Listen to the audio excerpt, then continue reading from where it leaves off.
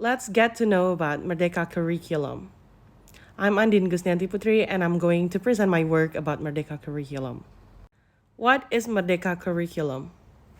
So, Merdeka curriculum is a curriculum with a diverse intracurricular learning where the content will be more optimal so that students have enough time to explore the concept and strengthen competence. Teachers have the freedom to choose various teaching tools so that learning can be adjusted to the learning needs and interests of students. The Merdeka curriculum provides flexibility to educators to create quality learning that is in accordance with the needs and learning environment of students.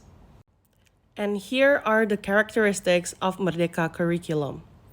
The first one, Merdeka curriculum, has the soft skills and character development. The second one, it focuses on essential material. And the third one is flexible learning.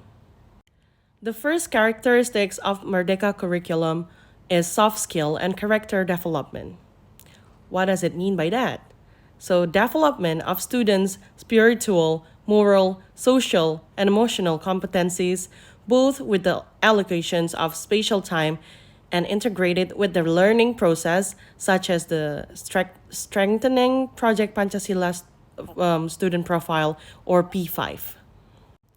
And what you see here is the picture of the grade 3 students doing the soft skill and character development in Merdeka curriculum.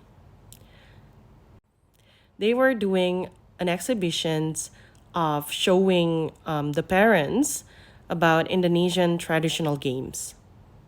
The second characteristic of Merdeka curriculum is focus on essential material. Learning is centered on the content that is most necessary to develop the competence and character of students so that educators have sufficient time to do deep and meaningful learning.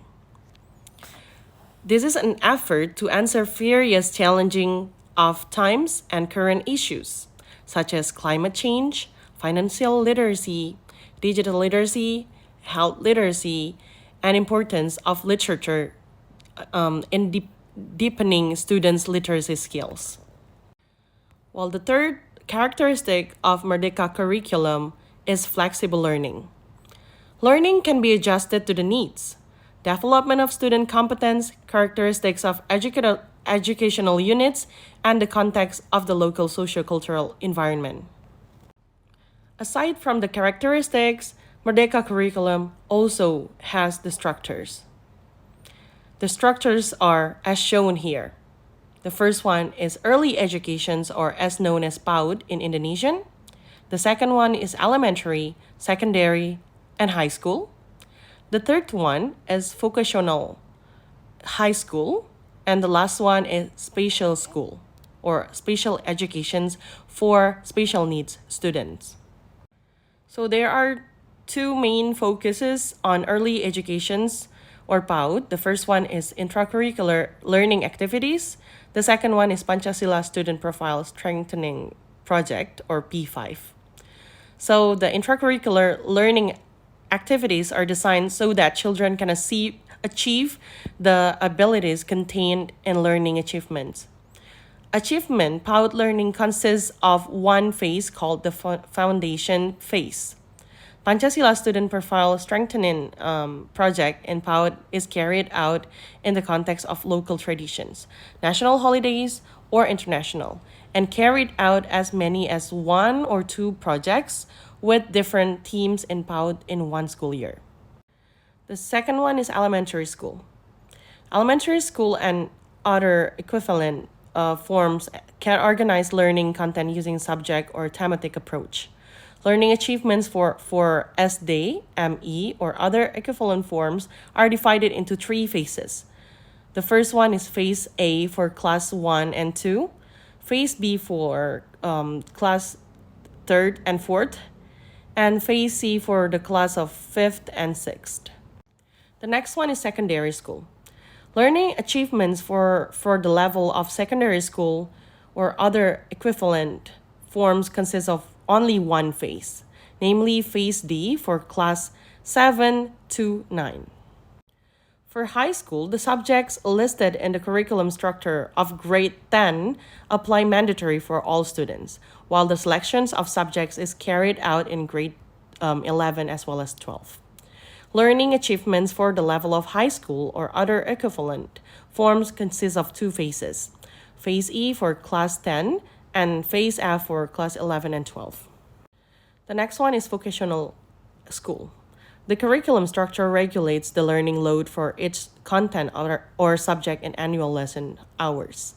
Therefore, education units can manage learning flexibly using a block system where the allocations time of each week is not the same in 1 year. The last one is spatial education. The structure of the spatial education curriculum refers to curriculum for students with special needs with obstacles as intellectual barriers. Participants of spatial education without intellectual barriers can use the general curriculum structure fitted with the characteristics of students. Last but not least, I'm going to state my opinion about the strengths and weaknesses that the Merdeka curriculum has. So the strengths are creating a more positive and challenging learning environment, encouraging critical thinking skills, and enabling a customized learning experience. While the weaknesses are teachers' unpreparedness, as well as the lacking of training related to the Merdeka curriculum, lack of facilities and infrastructures, and the last one is learning system that are less than optimal. I think that's all I can give in my presentations about the Merdeka curriculum. Thank you.